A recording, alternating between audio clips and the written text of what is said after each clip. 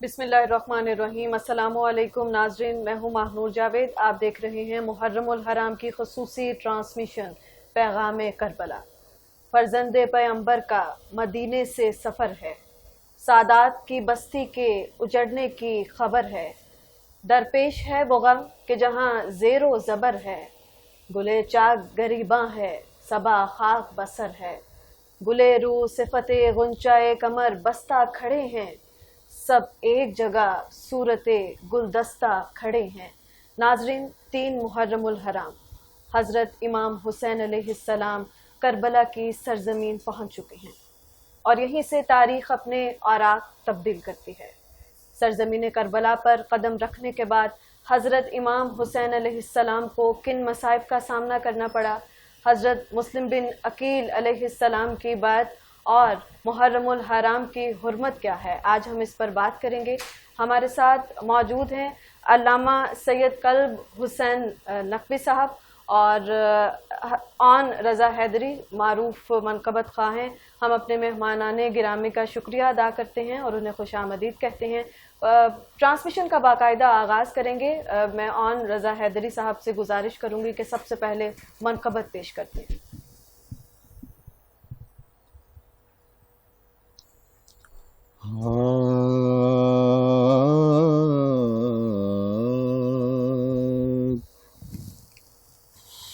بیاں کس طرح ہو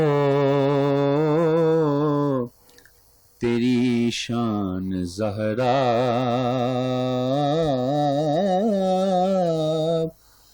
بیاں کس طرح ہو تیری شان زہرا،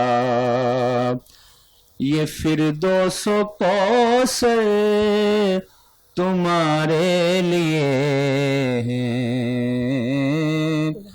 یہ فردوس و کوثر تمہارے لیے ہیں، تیری سلطنت کا کنارہ نہیں ہے، تیری سلطنت کا کنارہ نہیں ہے، یہ دھرتی یہ عنبر تمہارے لیے ہیں، یہ دھرتی یہ عنبر تمہارے لیے ہیں، بیاں کس طرح ہو تیری شان زہرا، یہ فردوس و کوثر تمہارے لیے ہیں، اور تیرے در پہ خیرات تقسیم ہوگی، کسی کی بھی ایسی نہ تعظیم ہوگی، کسی کی بھی ایسی نہ تعظیم ہوگی، کہ جبریل جن کے قدم چومتا ہے،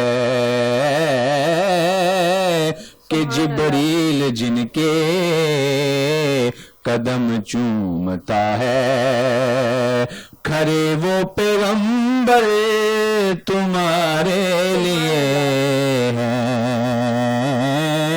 کہ جبریل جن کے قدم چومتا ہے، کھرے وہ پیغمبر تمہارے لیے ہیں، کونین کے سلطان کی تسکین ہے زہرا، یاسین بھی کہتی ہے کہ یاسین ہے زہرا، اسلام نے زہرا کی فضیلت میں لکھا ہے، میں دین محمد ہوں میرا دین ہے زہرا، کھڑے ہو پیغمبر تمہارے لیے ہیں، بیاں کس طرح ہو تیری شان زہرا، کہ فردوس و کوثر سے تمہارے لیے ہے، تیری سلطنت کا کنارہ نہیں ہے، تیری سلطنت کا کنارہ نہیں ہے، یہ دھرتی یہ عنبر تمہارے لیے ہے، بیاں کس طرح ہو تیری شان زہرا، بیاں کس طرح ہو تیری شان زہرا، کہ فردوس و کوثر تمہارے لیے ہے، زہرا تیری جاگیر ہے، جنت بھی افق بھی، یہ شبلی اشجار یہ پانی یہ نمک بھی، شوہر کے لیے تیرے غلامی میں ملک بھی، بی تیرے حق مہر میں شامل ہے نمک بھی، بس تیری زمینوں پہ بسے جاتی ہے دنیا، صدیوں سے فقط تیرا نمک کھاتی ہے دنیا، یہ فردوس و کوثر تمہارے لیے ہے، بیاں کس طرح ہو تیری شان زہرا، کہ فردوس و کوثر تمہارے لیے ہیں۔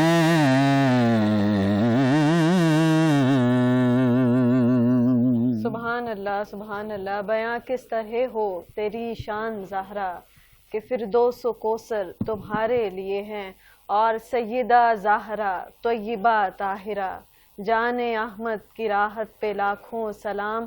آن رضا حیدری حضرت فاطمہ الزہرا سلام اللہ علیہ کی شان میں منقبت پیش کر رہے تھے، خوبصورت منقبت پیش کی۔ ناظرین، اب ہم سوالات کا سلسلہ آگے بڑھائیں گے، علامہ صاحب کی جانب جائیں گے۔ علامہ قلب حسین نقوی صاحب ہمارے ساتھ موجود ہیں۔ سب سے پہلے میں علامہ صاحب سے پوچھوں گی کہ محرم الحرام اس کے معنی کیا ہیں اور اس ماہ کی فضیلت اور حرمت کیا ہے؟ السلام علیکم ورحمۃ اللہ۔ میں سب سے پہلے آپ کا اور آپ کے چینل کا شکر گزار ہوں کہ ان انقلاب کے ایام میں، ان اسلام کے مقدر کو بدلنے والے مہینے میں، اس انبیاء کی محنت کے محافظ مہینے میں مجھے یہ موقع فراہم کیا ہے کہ ہم انسانیت کی خدمت میں بالعموم اور مسلمانان عالم کی خدمت میں اس مہینے کے حوالے سے اپنی چند ٹوٹی پھوٹی گزارشات پیش کر سکیں۔ جہاں تک اس سوال کا تعلق ہے کہ محرم کا معنی کیا ہے، عربی زبان کا لفظ ہے، یہ عربی مہینے ان کو کہا جاتا ہے جو محرم سے شروع ہو کے پہلا مہینہ اسلامی مہینوں کا محرم الحرام ہی ہے، اور وہ ذی الحج تک ختم ہوتا ہے، آخری مہینہ ذی الحج۔ محرم یہ اس کا اصل روٹ ورڈ جو مصدر ہے وہ حرمت ہے، را میم، اسی سے احرام بھی ہے، اسی سے حرم بھی ہے، اسی سے نکلا ہے۔ حرمت یعنی احترام۔ جب حاجی احرام باندھتا ہے تو بہت ساری چیزیں جو پہلے اس پر یعنی وہ کر سکتا ہوتا ہے، پھر اس کے لیے کرنا ناجائز ہو جاتا ہے، یعنی اس احرام کی حرمت اور پاسداری یہ ہے کہ بعض کام جو اس کے شایان شان نہیں ہے، بہت سارے کام وہ نہ کرے، یعنی حرمت یعنی احترام، جب احرام میں آ جائے حاجی تو کچھ چیزیں جو عام حالات میں اس کے لیے جائز ہیں اس صورت میں حرمت آ جاتی ہے، یعنی اس کے احترام میں وہ چیزیں اس کے لیے. اسی طرح حرم ہے، مثلا خانہ کعبہ اور اس کے اطراف کی جو جگہ ہے اس کو حرم کہتے ہیں. حرم اس لیے کہتے ہیں کہ بعض چیزیں جو اس کے باہر ہو سکتی ہیں اس کے اندر اس کے احترام میں نہیں ہو سکتی. اس سے عربی گرامر کے مطابق محرم یہ اس میں مفعول کا صیغہ ہے، یعنی جس کو حرمت دی گئی ہے، جو صاحب حرمت ہے. تو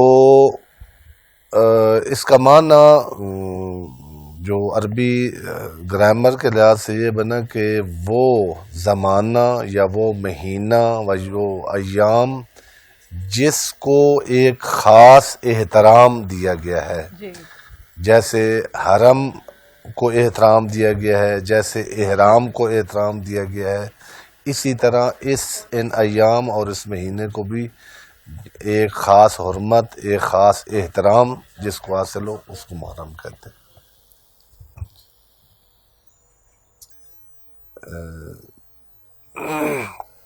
اس کے ساتھ ہی اگلا میرا سوال یہ تھا کہ محرم الحرام کی فضیلت کے پہ روشنی ڈال دیجیے. تاریخ میں ملتا ہے اس طرح کہ ان کو یعنی 4 مہینے ہیں اسلام میں جن کو اشہر الحرم کہا جاتا ہے، جس میں رجب ہے، ذی القعد ہے، ذی الحج ہے اور محرم ہے. اشہر حرم یعنی وہ مہینے جن کو خاص احترام اور حرمت دی گئی ہے. جی تاریخ میں یہ ہے کہ حتیٰ جب اسلام نہیں آیا تھا اور بہت یعنی زمانہ جاہلیت اور خصوصاً پھر عرب کلچر میں جو بہت ساری اور غلط چیزیں تھیں، ان میں ایک جنگ و جدال تھا. جی یعنی ایک جنگ شروع ہوتی تھی ایک چھوٹی سی بات سے تو کئی سال چلی جاتی تھی، اس میں ہزاروں لوگ مارے جاتے تھے. تو وہ عرب جاہلیت بھی تاریخ میں لکھا ہوا ہے کہ جب یہ مہینے آتے تھے، مثلا محرم الحرام کا مہینہ جب آتا تھا تو وہ ہتھیار رکھ دیتے تھے، جنگ ختم ہو جاتی تھی، ہر طرف امن ہو جاتا تھا. جی جب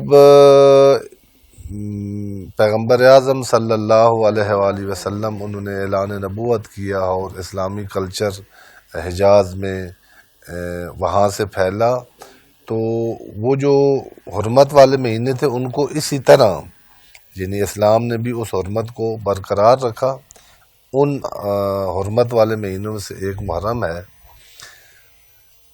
اب یعنی اس کو اب جو روایات ہیں اس میں جو برادران اہل سنت کی کتب ہیں یا اہل تشیع کی کتب ہیں، اس میں بہت ساری تاریخی واقعات لکھے ہوئے ہیں کہ وہ حضرت آدم کا واقعہ، مطلب جو ان کی توبہ قبول ہوئی، وہ محرم الحرام میں حضرت نوح، حضرت ابراہیم کے بہت سارے واقعات جو اسی محرم میں واقع ہوئے ہیں.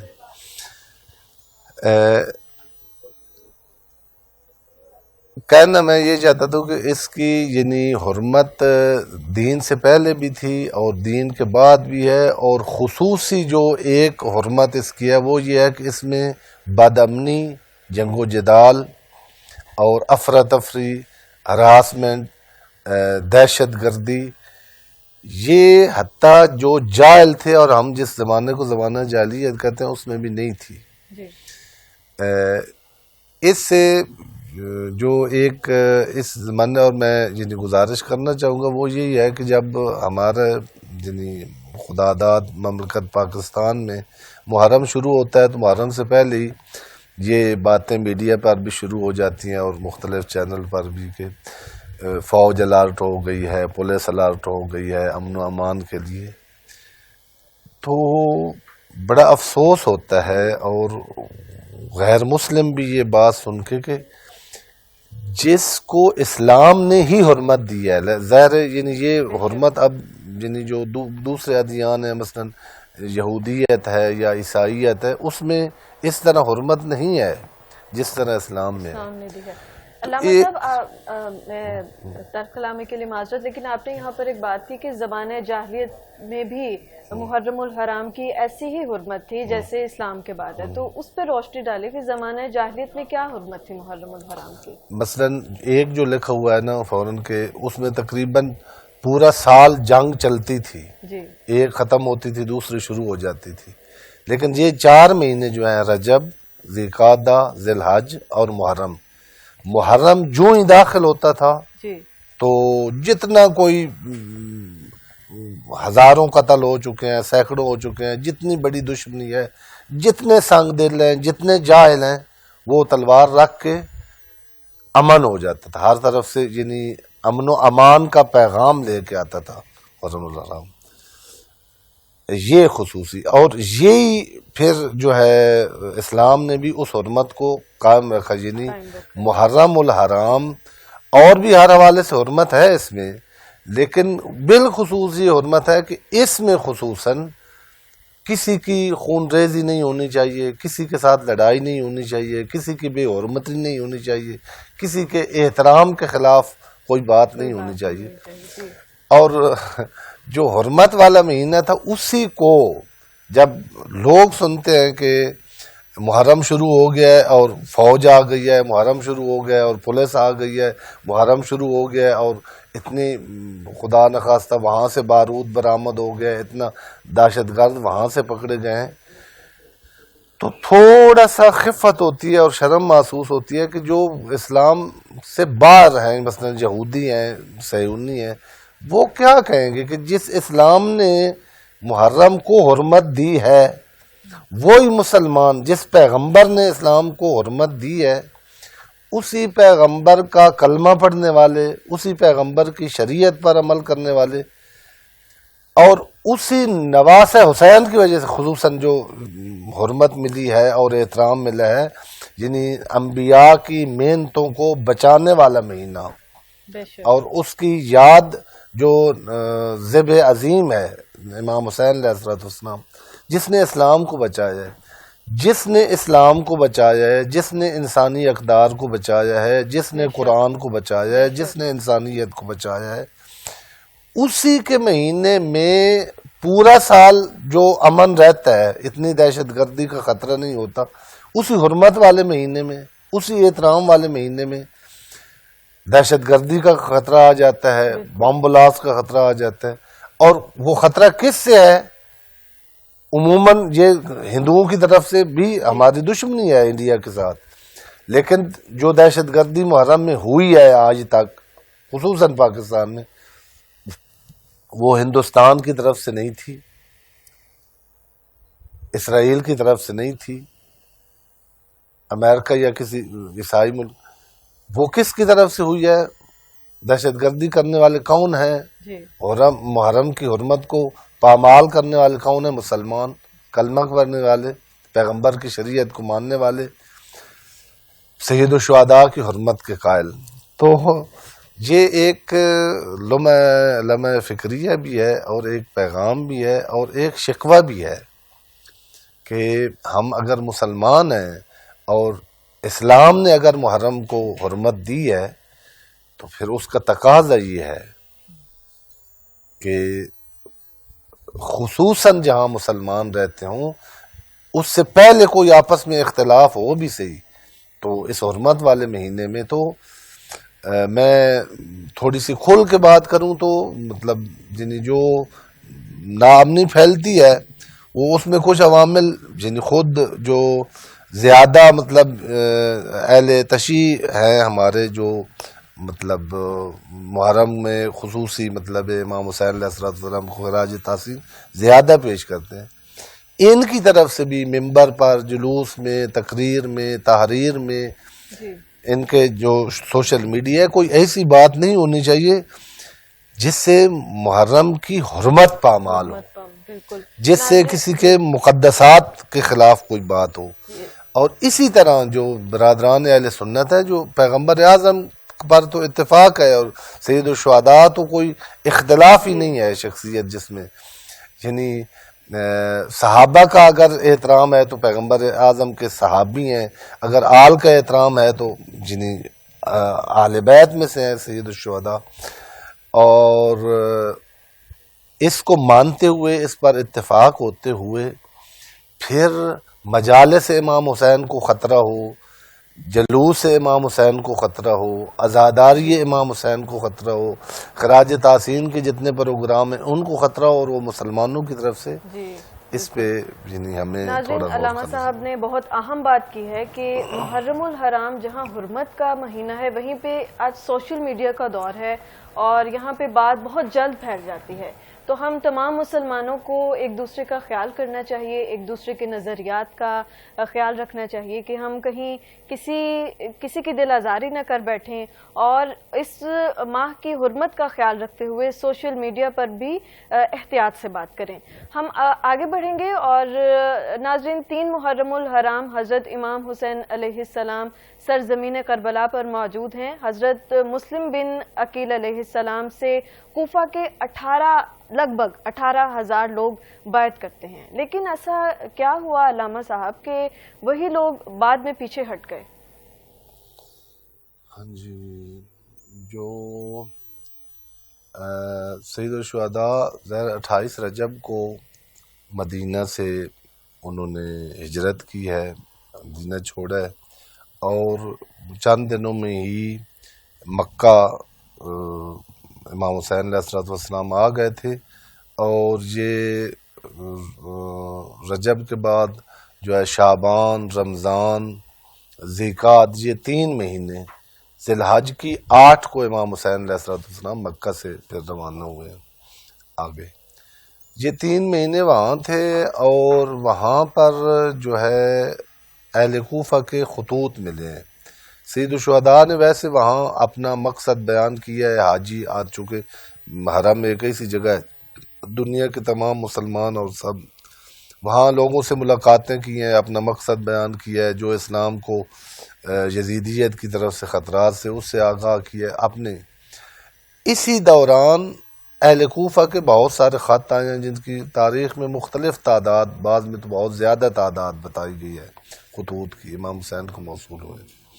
تو امام حسین علیہ السلام نے ان کو مثبت جواب دیا ہے، اور پھر اس چیز کی تحقیق کے لیے کہ چونکہ جو مشاورین تھے امام حسین علیہ السلام کے، ان میں بہت سارے صحابہ کرام بھی تھے، بہت ساری جید شخصیات تھیں، جنہوں نے جب یہ خطوط ملے اور ان کو پتہ چلا کہ امام حسین علیہ السلام کوفہ والوں کی خطوں کا جواب دے رہے ہیں اور ان کی دعوت کو اجابت کر رہے ہیں، تو انہوں نے کہا کہ یہ جو اہل کوفہ ہیں انہوں نے پہلے آپ کے بابا کے ساتھ وفا نہیں کی، پھر آپ کے بھائی کے ساتھ وفا نہیں کی، تو اس میں ہمیں خطرہ ہے، آپ ان پر اعتماد نہ کریں.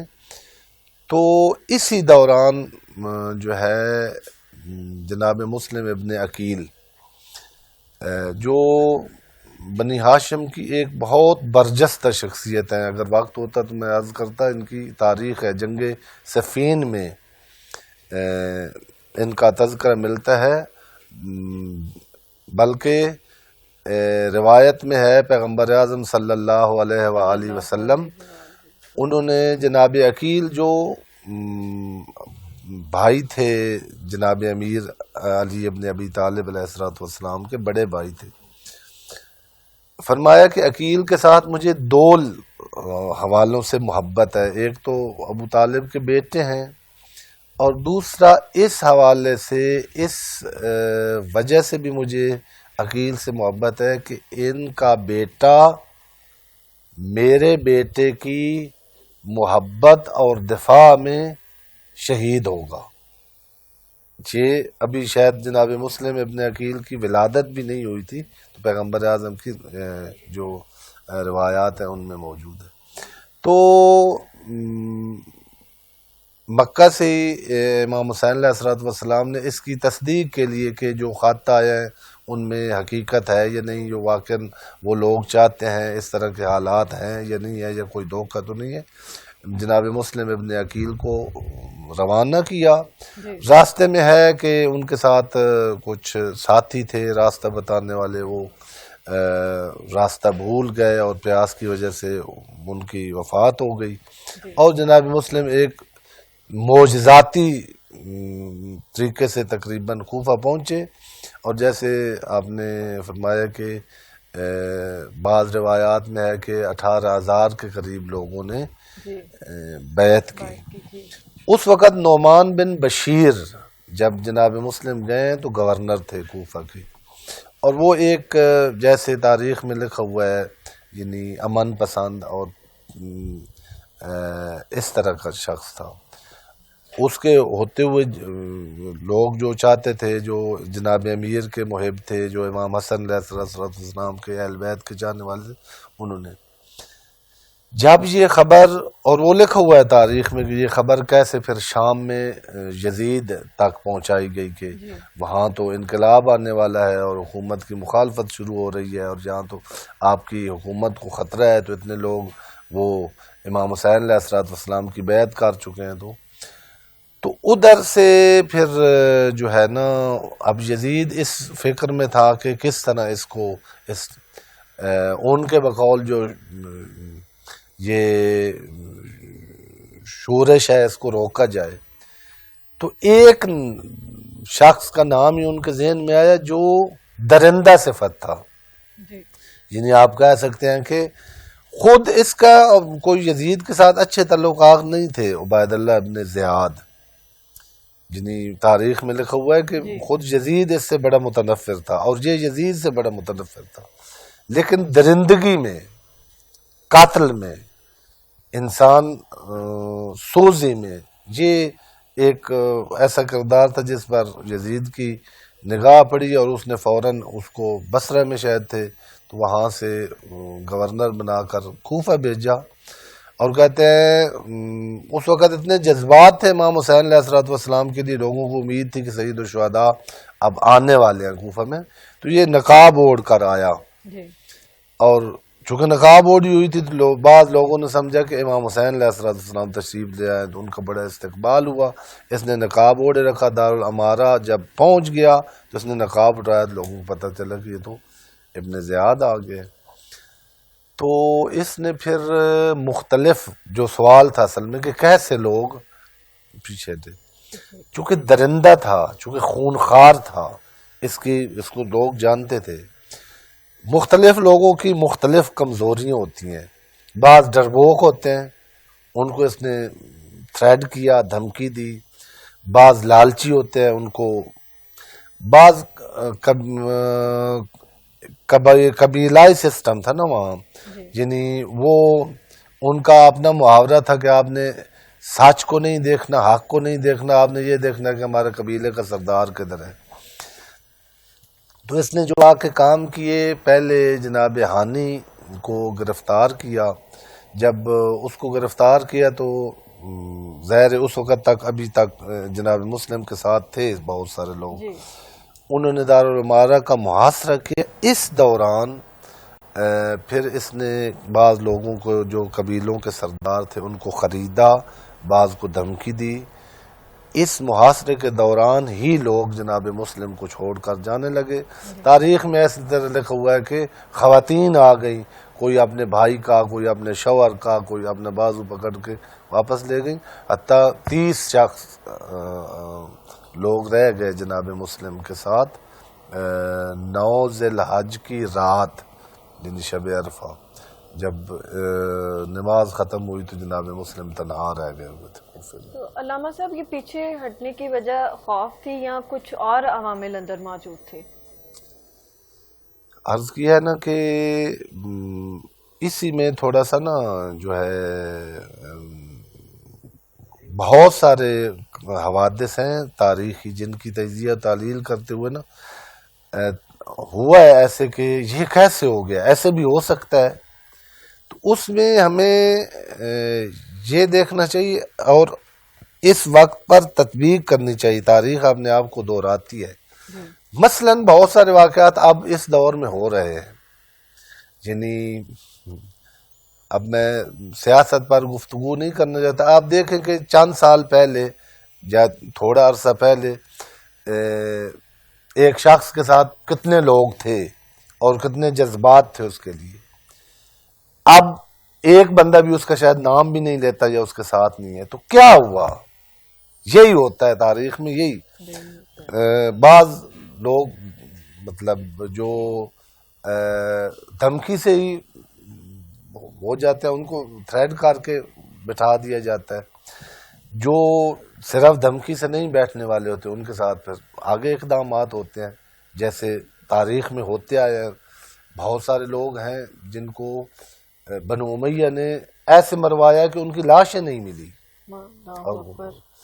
اور بعض ہوتے ہیں کہ ان دو نہ وہ ڈرتے ہیں نہ وہ ان کی جو ویک پوائنٹ ہوتا ہے وہ ہرس ہوتا ہے. مثلا یہ جو ہے گورنر بن کے آیا ہے کربلا میں عمر ابن سعد، یہ صحابی کا بیٹا ہے جی. اور یہ یوں نہیں ہے کہ ڈرپوک ہو بڑا یا ہرملہ ہے یا شمر ہے. یہ ڈرپوک نہیں تھے.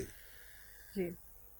پتہ ہے ان کو کتنی کتنی آفر تھی، رائے کی جاگیر، رائے کی حکومت، آپ کو یہ پوسٹ ملے گی، آپ کو یہ ملے گا. یہ چیزیں جنہیں آپ میرے عرض کرنے کا مطلب یہ ہے کہ ایک عامل نہیں تھا. جہاں تھریڈ چلتا تھا وہاں تھریڈ تھا، جہاں قتل چلتا تھا وہاں قتل تھا، جہاں زندانی کرنا چلتا تھا وہاں وہ تھا، جہاں ان کو خریدا جا سکتا تھا وہاں خریدا گیا. اللہ اکبر. ناظرین، ہم 3 محرم الحرام کی تاریخی اہمیت کو دیکھ رہے ہیں، اس پر بات کر رہے ہیں. مزید بات کریں گے لیکن آن رضا صاحب ہمارے ساتھ موجود ہیں. میں ان سے دوبارہ سے درخواست کروں گی کہ حضرت امام حسین علیہ السلام کی شان میں منقبت پیش کر دیں.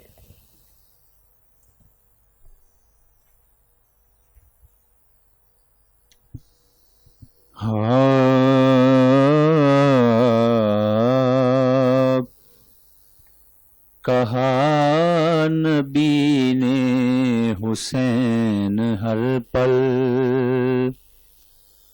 کہا نبی نے حسین ہر پل، ہماری نظروں میں شان رکھنا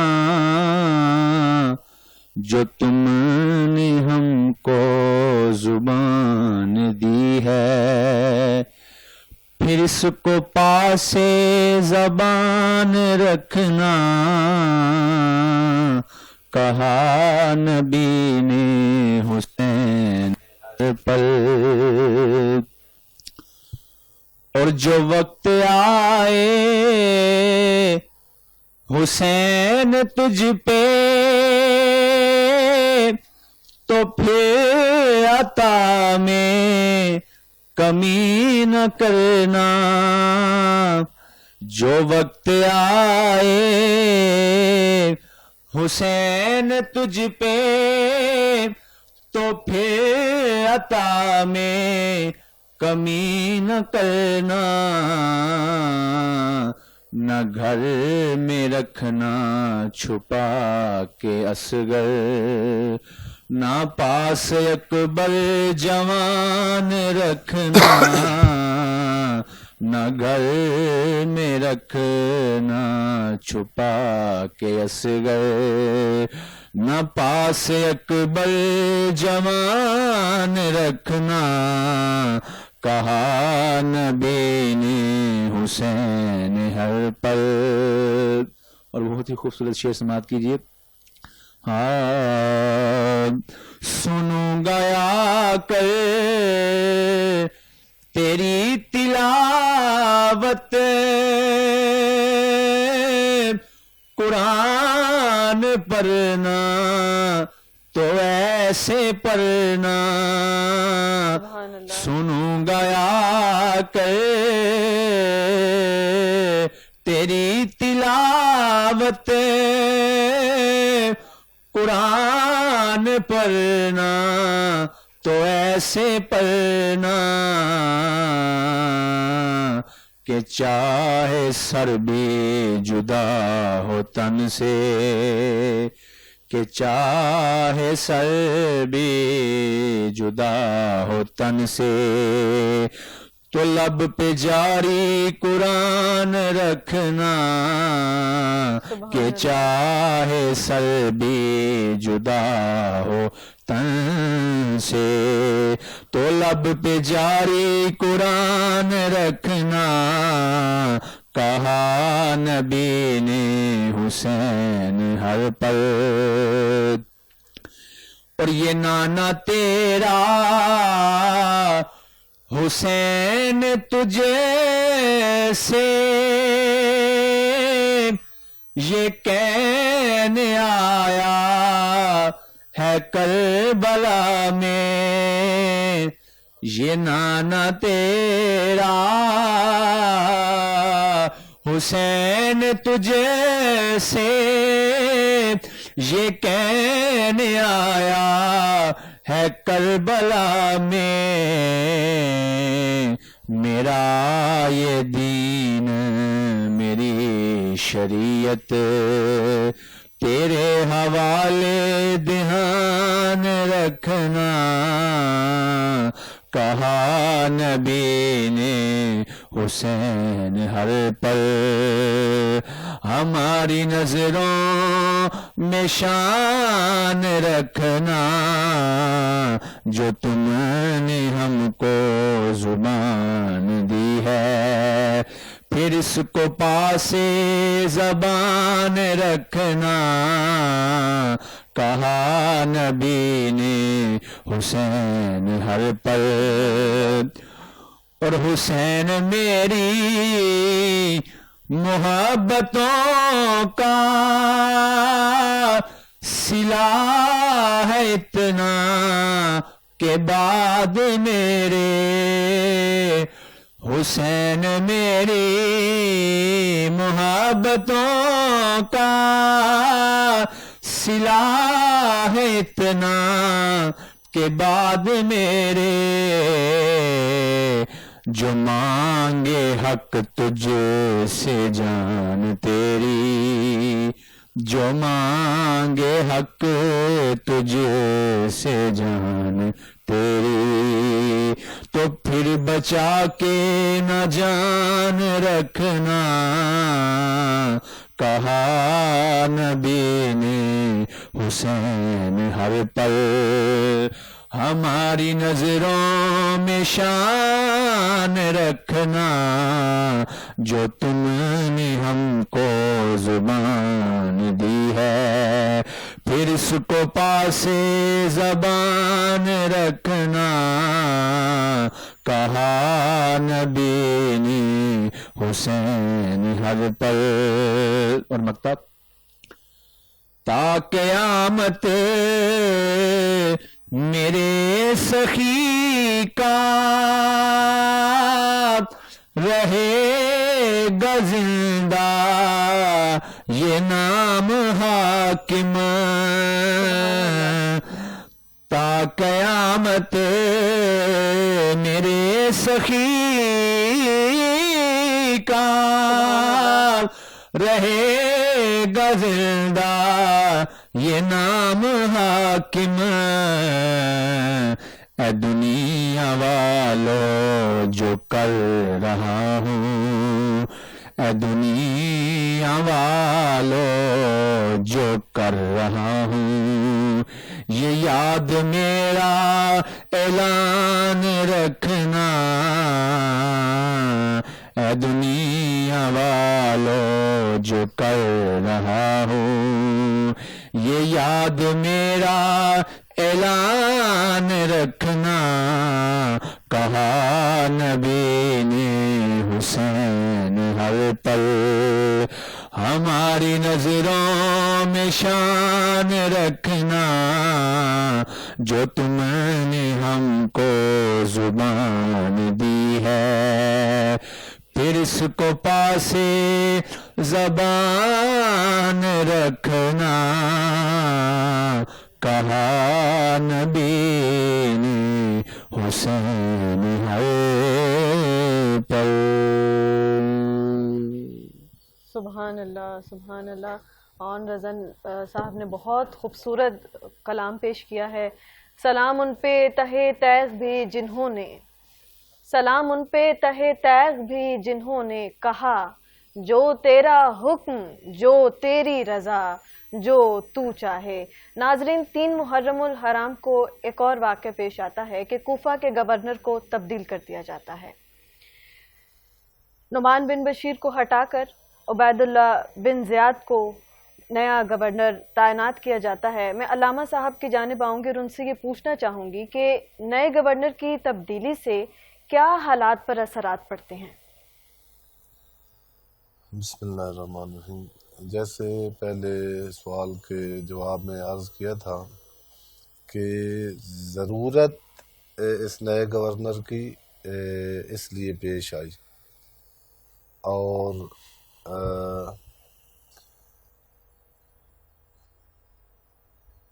اس لیے یہ چیزیں کہ نعمان بن بشیر جو پہلے حکمران تھے وہ جیسے سلجو ہوتا ہے، امن پسند ہوتا ہے، اس طرح کا انسان تھا. اس نے کوئی مزاحمت نہیں کی جناب مسلم ابن عقیل کے ساتھ.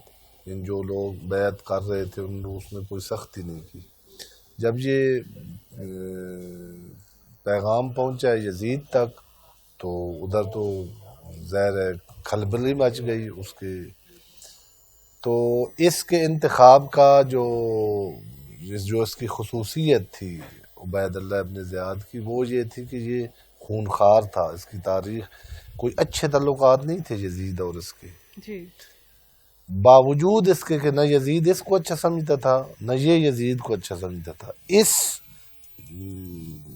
نقطے میں متفق اس لیے ہو گئے کہ یہ بھی اہل بیت کا مخالف تھا، دشمن اہل بیت تھا، اور یزید بھی دشمن اہل بیت تھا. جی. اور اس نے اس کی تعیناتی کی. اور یہ جب آیا تو آپ کو عرض کیا ہے کہ سب سے پہلا اس نے کام یہی کیا کہ معلومات اکٹھی کی کہ خود ایک تو دیکھ لیا، جیسے عرض کیا کہ جب یہ آیا ہے تو استقبال کے لیے لوگ نکلے نا.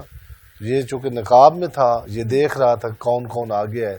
یعنی اس جو مظاہرہ ہے یا یہ جو امام حسین علیہ السلام کے لیے یعنی لوگوں کے جذبات ہیں اس میں کون آگے آگے ہے.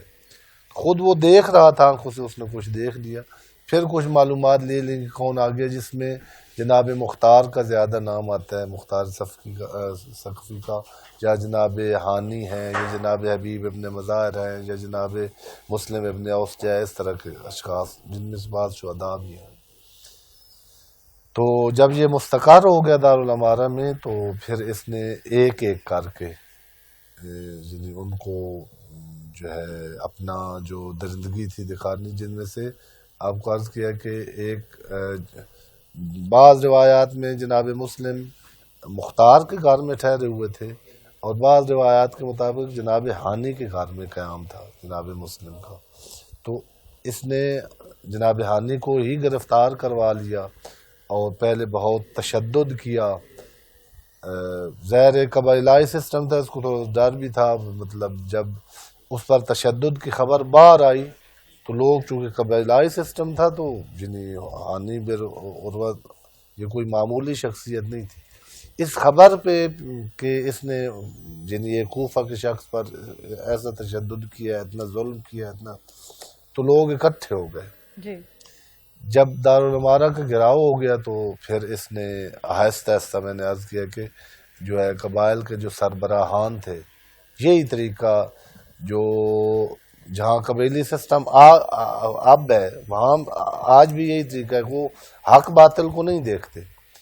اگر ان کے قبیلہ کا سردار بے شک اس نے کنویں میں چھلانگ لگا دیا تو اس نے لگا دے دیا. جی. وہ جو قبائل کے سردار تھے ان کے ساتھ اس نے رابطہ کیا، ان کو بعض کو خریدا، بعض کو دھمکی دی، بعض کو. جب قبائل کے سردار وہ اس نے اپنی طرف کر لیے، پھر آہستہ آہستہ لوگ وہی بہت بڑا، یعنی اس کو بھی بڑا ڈر تھا، یہ بڑا گھبرایا ہوا تھا. جی. لیکن اس اپنی تدبیر اور اس آپ کہیں کہ اس وقت کی اس کی جو حکمت عملی تھی، اس سے اس نے قبائل کو خریدا اور پیچھے ہٹا لیا.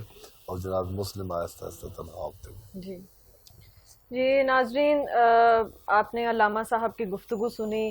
سید اون رضا ہمارے ساتھ موجود ہیں اور علامہ سید قلب حسین نقوی صاحب ہمارے ساتھ موجود تھے، اور اہم پیغام اس میں جو دیا گیا ہے وہ محرم الحرام کی حرمت ہم سب مسلمانوں پر فرض ہے. اگر عملی طور پر فرض ہے تو جہاں سوشل میڈیا کا دور ہے وہاں بھی ہم پہ فرض ہے کہ ہم زبان سے کوئی ایسی بات نہ نکال دیں کہ کسی کی دل آزاری ہو. ہم نے 3 محرم کی تاریخی اہمیت پر بات کی. اسی کے ساتھ ہماری 3 محرم الحرام کی یہ خصوصی ٹرانسمیشن اپنے اختتام کو پہنچتی ہے. لیکن اختتام سے پہلے اور اس کے ساتھ ہی میں اون رضا صاحب سے گزارش کروں گی کہ منقبت پیش کرتے جائیں.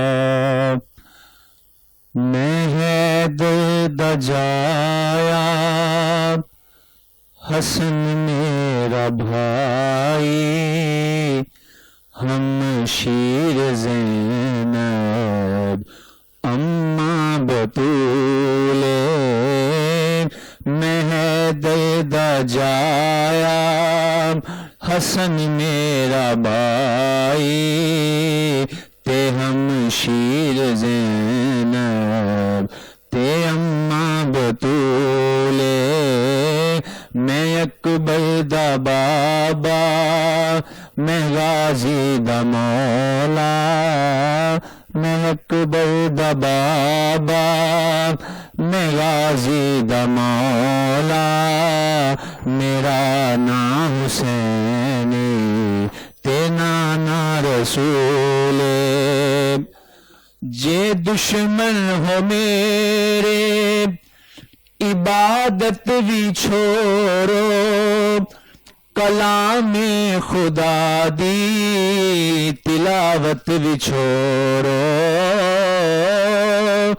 جے دشمن ہو میرے عبادت بھی چھوڑو، کلام خدا دی تلاوت بھی چھوڑو، تلاوت کریں دیو تسی جس قرآن دی، اوندا میرے نانے تے ہویا نزول، تلاوت کریں دے تسی جس قرآن دی، اوندا میرے نانے تے ہویا نزول.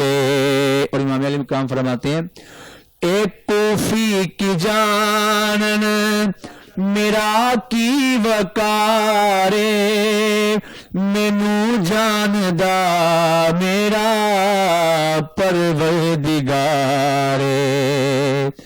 ایک کوفی کی جان میرا کی وقارے، مینو جاندا میرا پروردگارے،